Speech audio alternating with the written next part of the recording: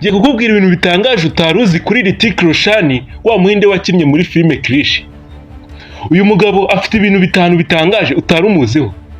Hrithik Roshan yavukiye i Mumbai mu Buhinde mu 1974. Uyu nguyu yagize ikibazo cy'indwara y'ururimi gituma atavuga mu gihe kirekire, ariko akomeza imyitozo kugeza ubu umwe mu bakinnyi bakunzwe kurusha abandi mu Buhinde. Uyu Hrithik Roshan afatwa nk'umwe mu baririmbyi ndetse n'ababyinnyi beza muri Bollywood.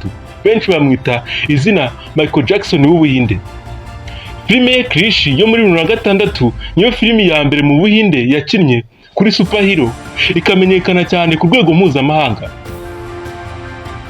Uyu mugabo yigeze gushyingiranwa na Suzanne Khan, baratandukana 2014, ariko baracyafatanya kurera abana babo babiri. Ibindi bintu bitangaje utari uzi kuri Hrithik Roshan ni uko yatowe inshuro enye nk'umugabo wa mbere ufite uburanga buhebuje ku isi. Uyu mugabo ikintu utari umuziho nuko afite amaso y'icyatsi kibisi bitandukanye n'abandi bantu baba bafite amaso afite imboni z'umukara. Wakoze cyane kunkurikira. Nitwa DABOY ufite, tanga igitekerezo uvuge n'ikintu ukundira Hrithik Roshan by'umwihariko. Murakoze cyane, mudufollowing, mujye kuri YouTube muri DABOY TV, mujye mubona izi video ari ndende.